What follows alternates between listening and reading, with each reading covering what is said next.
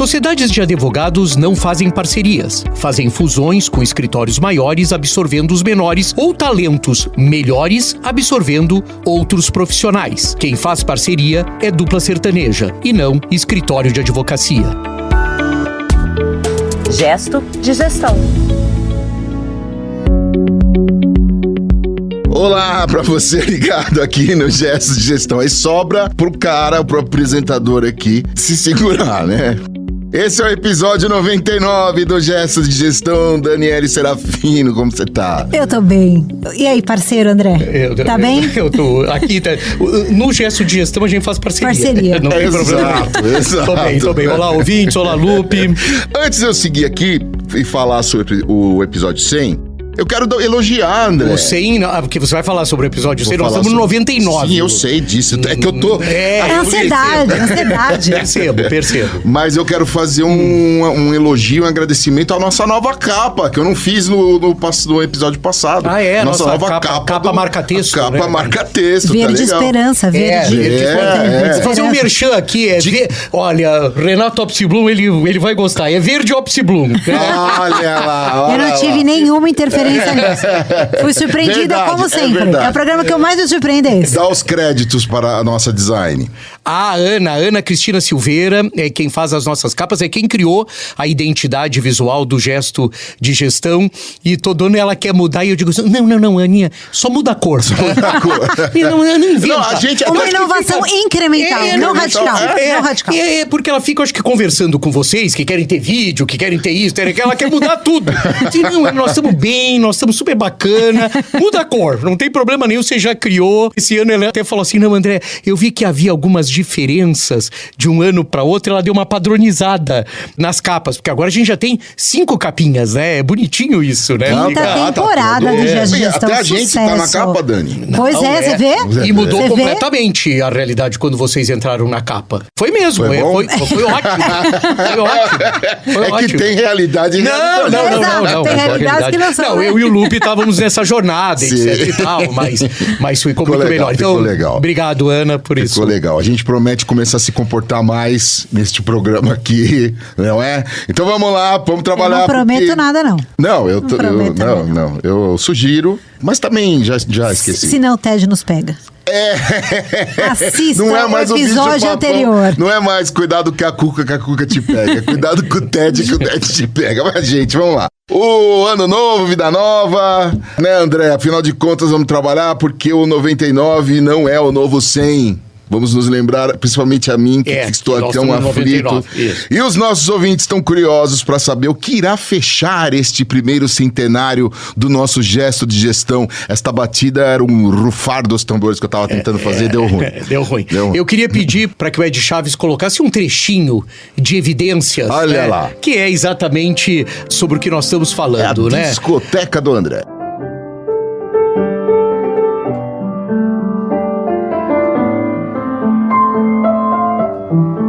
Ano novo, vida nova, motiva os escritórios de advocacia brasileiros a fantasiarem a possibilidade de promover parceria entre as bancas. Na realidade, a necessidade é para enfrentar a cada vez mais acirrada concorrência dos grandes escritórios que não precisam se esforçar muito para captarem clientes no mercado. A ideia, com muita frequência, é tratada como uma possibilidade que não pode ser perdida, mas invariavelmente, e essa possibilidade que não pode ser perdida que eu falo são as parcerias entre escritórios, né? Mas invariavelmente cai por terra logo no começo do processo por motivos que têm muito mais relação com a falta de maturidade empresarial da advocacia brasileira do que com a pertinência dos negócios. Nós estamos falando aqui de um movimento bastante frequente, crescente na advocacia, e eu tenho sido chamado para muitas operações com essa característica, que os americanos, Daniele, chamam de combinação, né? Eu acho esse termo muito bom, a combinação entre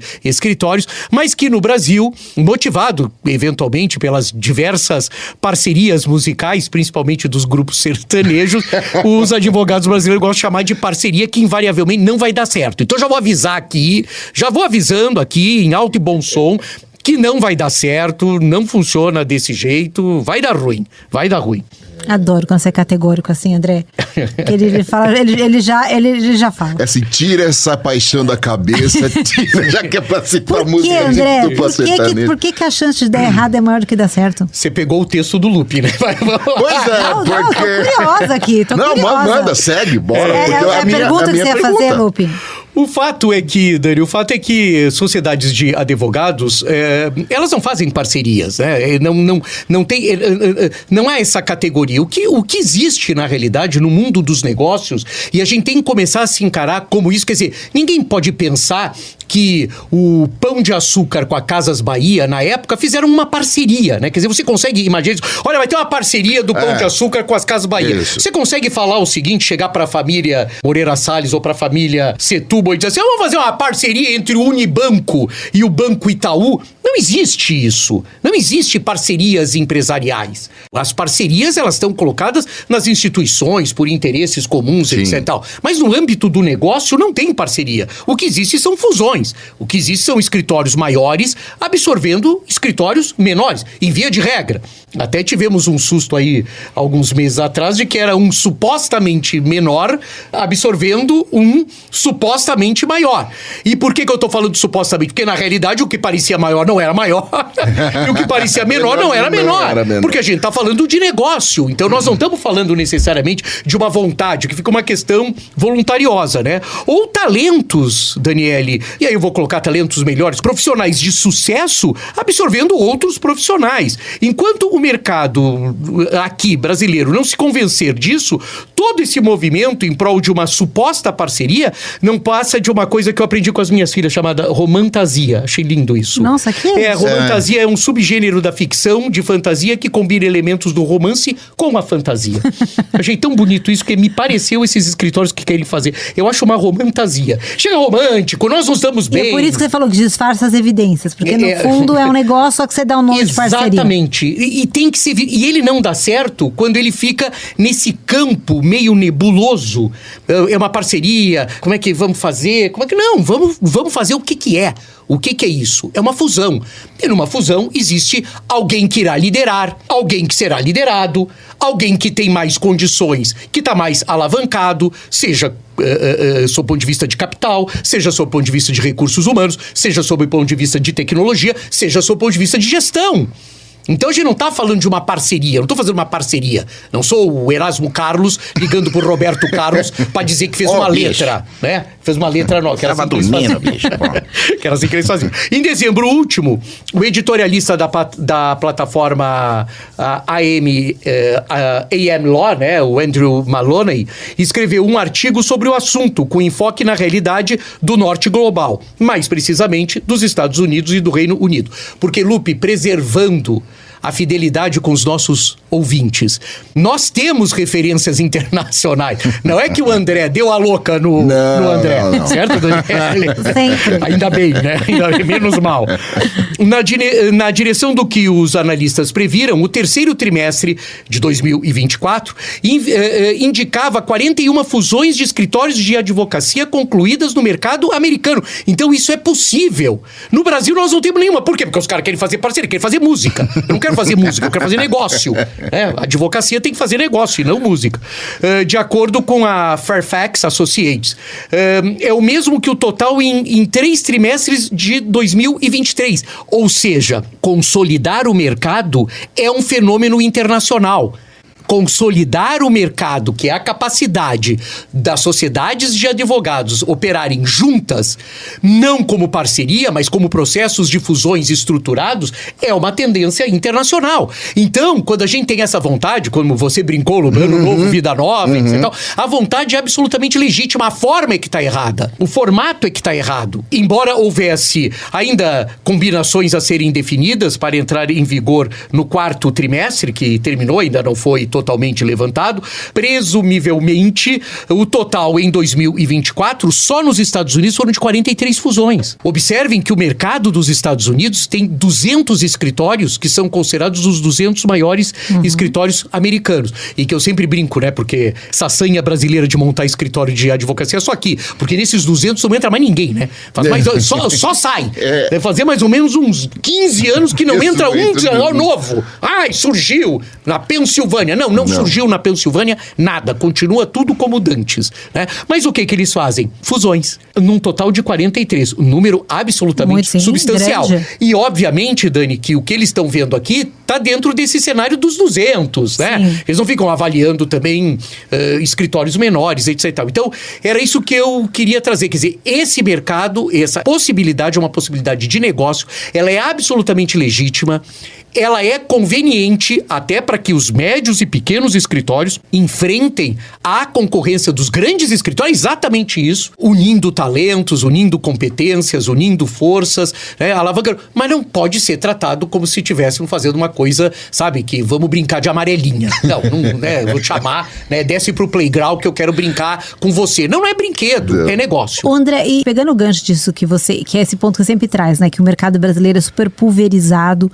e a gente cada vez, né, vai abrindo novos escritórios, né? Então, as pessoas saem e abrem um novo escritório, né? Para os nossos ouvintes que estão pegando essa história agora, o André sempre comenta que, né, em vez de irem para um outro escritório já consolidado, muitos, né, vamos juntar 3 aqui, vamos abrir um novo escritório, vamos nessa linha. O que isso tem relação com esse movimento da gente não assumir que é uma fusão, que é uma junção e a gente fica nessa linha de parceria? O que essas duas questões tem de conexão? Eu acho que tem um auto-engano da advocacia de uma maneira geral, de que quando faz sucesso dentro de uma estrutura um pouco mais encorpada, acha que poderia fazer sucesso dissociado da estrutura encorpada, como se não desse valor para a placa. E eu vou usar o termo placa porque é um termo que a advocacia usa, mas ele nesse contexto o correto seria marca, né? Quer dizer, a advocacia, se não entender que as marcas têm valor, ela fica com essa tendência de achar, bom, eu tava lá, tá coisa. Pô, os clientes sempre disseram que me adoravam, eu sempre tive clientes, eu sou super bem avaliado, a equipe me acha o ó do Borogodó, eu vou montar o meu escritório. Não vai. E é quase essa dificuldade, é a mesma dificuldade da fusão, de um entendimento de que isso é um negócio, ou seja, marcação. Então, você já vivenciou isso, Dani, em qualquer outro, ou nós já lemos. As coisas vão por água abaixo nesses processos, eventualmente, de fusões de escritórios de advocacia, porque se fica discutindo tudo menos o negócio, né? Vai se discutindo o ego e não o negócio, e a marca, e o nome. E um dia desse eu tive um que era o seguinte, é literalmente o que eu vou dizer. Eu não saio da Vila Olímpia. E outro falava, eu não saio da Paulista. Eu disse assim, então ninguém vai fazer nada, né? Porque vocês vão discutir lugar de sede, certo? Aí. E eu não saio de Jarinu. Pronto, resolvi. Ficar em Jarinu agora o tempo todo lá. Né? Quer dizer, é um negócio que não tem, que não tá focado no negócio. Não tá focado. Então tá pensando em parceria mesmo. E aí você começa a vender, Dani, pro outro. Isso é muito curioso, Lupe. Você começa a vender as qualidades da Vila Olímpia. Você não era um escritório de advocacia. Não é real estate. Você começa a tratar a coisa como se fosse real estate, mercado imobiliário. Então, assim, há uma falta de maturidade, sem dúvida nenhuma. E aí tem uma questão, e aí a gente pode aprofundar, pode ser tema de outros episódios. A advocacia, o investimento na advocacia, ele é muito restrito, porque ele depende, ele tem que ser autossustentável. Precisamos tratar sobre isso, André. Precisa. Então, você tem dificuldade de ter escritórios alavancados, porque você consegue promover fusões se você tem um escritório com condições de promover uma fusão. E promover uma fusão é exatamente verificar se as políticas de remuneração, isso como é que você vai fazer. Não é prédio. Não. Né? Mas eventualmente é um lugar maior, né? Sim, então é um lugar exato, maior, são estruturas maiores. O financiamento da advocacia é por ela mesma, né? É um autofinanciamento e existe uma dificuldade sobre isso. Você está falando sobre dificuldades, eu queria emendar uma pergunta aqui, você já deu uma pincelada aí, mas aí com todas as dificuldades aparentemente no mercado internacional, esse é um instrumento de crescimento bem aceito? Muito bem, e muito bem aceito. É uma boa colocação e muito bem aceito. É exatamente isso que as combinações entre escritórios podem significar. Mas como eu já participei e participo, Lupe, de uma infinidade de iniciativas como essa, enfrento muito mais a relação de problemas do que o propósito do movimento. Porque ninguém quer dizer que tá fraco, né?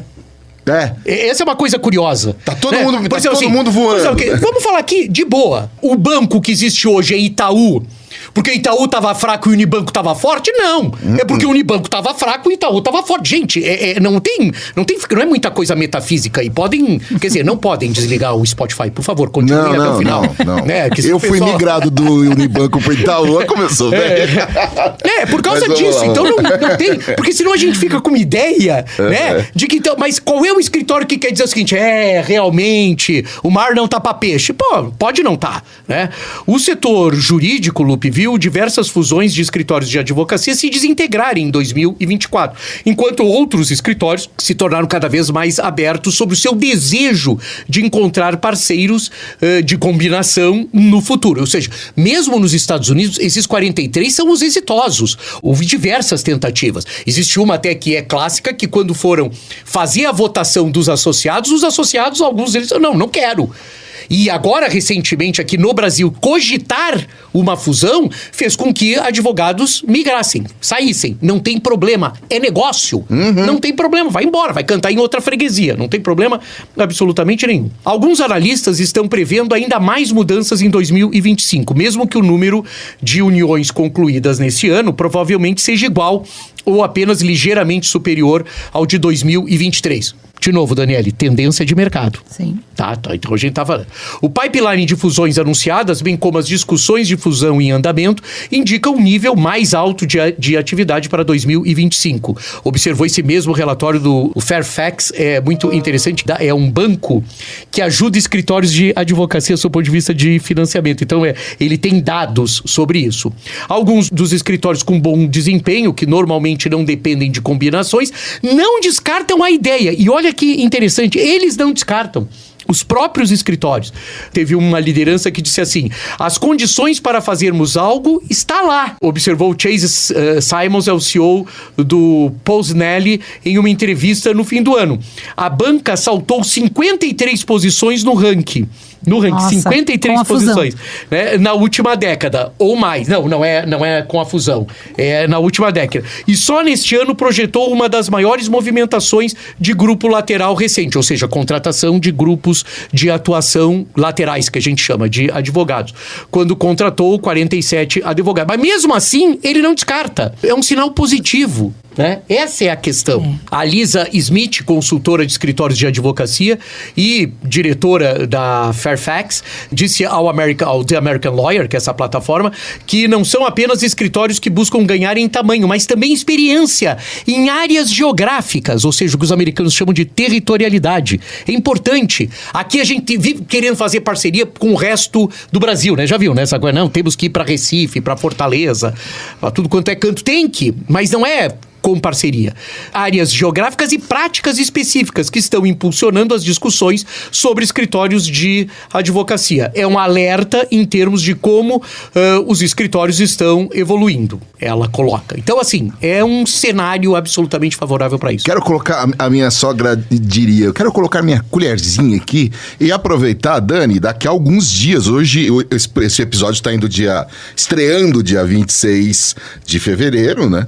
Daqui a alguns dias, pouquíssimos dias, você está no avião indo para Austin, no Texas, no SXSW. Certamente você vai ver coisas aqui que tem muita relação com isso que a gente está conversando, principalmente nessas áreas das trilhas de law que tem por lá. Sim. Certamente isso deve estar em pauta também, né? Espero que sim. E eu acho que o André traz um ponto aqui, ou seja, acho que o que você está colocando, André, é que o gesto de gestão que a gente deveria olhar para esse tipo de negócio é olhar como um negócio, né? E que a gente não olha, a gente fica minimizando, dando outros nomes, tendo outras posturas, e justamente que não tendo um ato de gestão sobre esse tipo de assunto. Ou seja, a gente ser eventualmente incorporado, se a gente ainda está passando por uma fusão, ser incorporado, deveria ser um mérito, às vezes, poxa, fui aqui observado por um maior que, né, um de maior tamanho, vendo que eu sou relevante, vendo que eu tenho uma prática muito específica, muito bom. Total. E de alguma forma, é um mérito que eu estou sendo aqui chamado para integrar, né, um lugar maior. E a gente, e no fim, a impressão que me dá do que você traz, André, que é isso, é uma questão, não tem outra palavra, mas é um gesto de gestão. É uma gestão diferente sobre esse assunto, é um olhar diferente sobre esse mesmo assunto. E que a gente aqui no Brasil, e aí combinam esses movimentos todos, a gente está realmente, a sensação que eu tenho muito atrasado de olhar a indústria jurídica como um negócio, né? Como um mercado, coisa que a gente vem falando constantemente. Vocês aqui, acham né? que isso é cultural? Eu acho que é cultural da advocacia. Sim. Né? Não cultural, porque o Brasil promove diversas combinações e diversos segmentos. Acho que a gente tem uma questão de uma dificuldade que tem a ver com essa maturidade mesmo, né? Com essa carência de gestão de maturidade, né? Da advocacia sobre isso, né? Sobre essa questão. E uma crença, né, que é terrível, né, Lupe? Que é uma crença de que eu sou um cara super otimista, mas essa crença de que tudo vai dar certo sempre, quer dizer, que não há possibilidade de não dar certo, né? É isso, porque às vezes algumas estruturas, as fusões seriam absolutamente benéficas, né? E as pessoas se negam acreditando que não é assim, a gente consegue levar esse barco sozinho. Então acho que tem... Total. Se a Warner quiser comprar a Compasso também, se fazer uma fusão, inclusive, uma fusão, por favor. Por favor. E o gesto de gestão também. Não, tá? vai junto, vai tudo Agora, quais as principais razões para que os escritórios se estimulem a promover essas combinações? Tá. A pressão para acompanhar o ritmo dos sócios atentos às oportunidades, isso é uma coisa curiosa. Quer dizer, quando você tem sócios que começam a olhar para o mercado e verificam que determinadas situações podem ser, e eles começam a pressionar, né, porque eles veem que estão perdendo, que o escritório está perdendo espaço e território em alguma circunstância. A competição por talentos, ou seja, chega um determinado momento, esse é um dos grandes motivos nos Estados Unidos, chega um momento, por exemplo, quando você continuar com o Milbank, que é um dos grandes escritórios inflacionando, hoje um júnior nos Estados Unidos recebe $250 mil por ano. Eu vou repetir, um júnior saído de uma boa universidade recebe $250 mil por ano. Eles inflacionam mercado e às vezes você não consegue ter mais esses bons jovens, esses talentos. Então isso é um motivo de pressão. O reconhecimento dos escritórios sobre a questão dos benefícios da escala, né? Escala é importante, né? Você ter muito advogado, você ter muito sócio, significa que você tem muito cliente.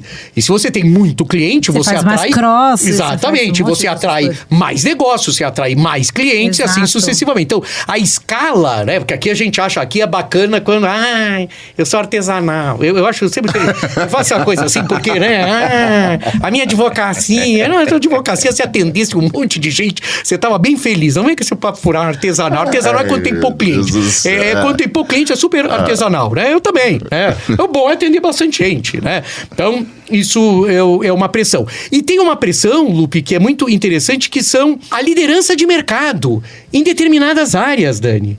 Então existem escritórios que querem ter, porque os clientes começam a pressionar. E se você não tem grana para contratar o bom advogado, o bom sócio da prática, se junta a ele, né? Quer dizer, o cliente tá pressionando, é um cliente que quer, etc e tal. Às vezes a gente tem aqui, a gente trata tudo com muito segredo, né? Eu acho bacana, porque no Brasil tudo nem que fôssemos todos mineiros, a gente não há uma coisa que tem que tratar tudo com muito segredo. Muitas vezes o cliente, quando consultado, acha a fusão uma operação absolutamente vantajosa. Absolutamente vantajosa. E essa ideia de que... Porque ela não significa necessariamente aumento do valor do serviço profissional. Pelo contrário, ela pode significar uma diminuição, com uma outra realidade, com uma outra questão. Então, são alguns dos motivadores das fusões que a gente ouve. Outro dado de 2024 é o aumento nas negociações entre escritórios dos Estados Unidos e do Reino Unido. Aí é uma outra jogada, que são as expansões, modelos de expansões para internacionalização, com os Estados Unidos buscando entrar em Londres, porque Londres é um mercado muito fechado. Né? O Daniele já, né, o ano passado teve lá e até nos trouxe isso, é um mercado fechado. Então os Estados Unidos, para entrar em Londres, é um hub da advocacia europeia, é muito maior do que qualquer outro país, mesmo os mais considerados, muito maior que a França, muito maior que a Alemanha, sob o ponto de vista da advocacia, né? Então, entrar em Londres é crescer em nível global. E isso vem sendo intensificado. E mesmo nos escritórios, que são 2 grupos, né? São 2 denominações dos escritórios britânicos, a Dani sabe disso, o Medical Circle e o Silver Circle, que é o grupo de grandes escritórios. Eles se veem super bem, não tem problema nenhum. Eles estão absolutamente, eles declaram estarem prontos para essa invasão, para discutir isso de maneira madura, como negócio. Putz, vai ser bom, não vai ser bom? Como é que a gente vai fazer? Como é que nós não vamos fazer? Isso vai criar as grandes corporações da advocacia. Eu só quero fazer um registro antes de passar, e terminei já toda essa... de que, assim, isso não invalida que a gente tem ainda escritórios, existem, inclusive tem aquele... Watcher, que é um escritório de Nova York que é super conhecido, e ele é uma boutique, né? Que ele não é pequeno do ponto de vista de número de advogados, mas ele é muito reconhecido com uma boa advocacia. Vai haver espaço para isso, mas, assim, a disputa, Lupe, entre os pequenos e médios escritórios com os grandes escritórios é uma realidade que tem que ser observada, e hoje ela é determinante para esse tipo de movimento. Alguma consideração, Dani? Não, concordo, totalmente. Eu gostei que você tá mais calmo agora no final desse episódio, mas eu quero trazer a Maura aqui pra começar a te... Não, entendeu? Na próxima, não, daqui num próximo... num próximo. Eu vou trazer a Maura aqui pra te deixar mais calmo. Tá certo, obrigado. Tá bom? Você concorda comigo, Dani? Né? Agora vamos lá, Edith Chaves, nosso sinal sonoro, porque vem aí a Daniele Serafino com gesto de inovação. Ano novo é sempre aquele momento de olhar para frente, tentar antecipar movimentos e entender para onde as coisas estão indo. E no mundo jurídico as mudanças vêm cada vez mais rápidas. O engraçado é que esse ano muita gente ficou me perguntando se eu não ia fazer um episódio aqui do Gesto de Inovação falando das tendências para 2025. Eu resolvi aqui aceitar o clamor dos pedidos, e aqui estou eu para falar de algumas tendências que me chamaram a atenção para 2025. E vale a pena a gente analisar junto se faz sentido para a gente, e já quero adiantar que algumas delas são na linha mais distópicas de mudança. Uma das previsões mais ousadas que eu acompanhei, que eu ouvi, é de que 90% dos serviços jurídicos serão oferecidos online nos próximos anos. Isso significa que cada vez mais clientes vão buscar agilidade, transparência, previsibilidade de preço, e o digital é um veículo que pode oferecer tudo isso de uma maneira mais eficiente do que o modelo tradicional baseado na cobrança de horas. O que me assustou nessa previsão é o fato de estar previsto 90% dos serviços jurídicos. Também me chamou a atenção a ideia de que a inteligência artificial pode acelerar fusões entre escritórios de advocacia. A gente estava tratando disso aqui no Gestos de Gestão, e a gente sempre alinhado. A lógica é que com a automação de tarefas repetitivas, os escritórios vão poder assumir mais trabalho sem precisar aumentar tanto suas equipes. E isso cria um cenário onde alguns escritórios se expandem agressivamente, enquanto outros que não conseguem acompanhar essa evolução acabam sendo absorvidos. Por outro lado, a corrida pela IA está criando um cenário curioso. Um boom de fornecedores de tecnologia jurídica, seguido de uma inevitável consolidação desse mercado também. A gente vê que nos últimos anos as legal techs, law techs cresceram exponencialmente. E quem não oferecer soluções realmente úteis para os advogados e para os departamentos vai desaparecer. Essa é uma tendência, ou vai ser absorvido. E o que pode acontecer dentro dos próprios escritórios? Uma tendência interessante que eu vi, ela aponta para um crescimento na criação de soluções tecnológicas próprias pelos escritórios, o que pode mudar muito a relação dos fornecedores de tecnologia jurídica, porque hoje em dia os escritórios não têm essa expertise, não têm esse know-how para poder fazer as suas próprias soluções tecnológicas.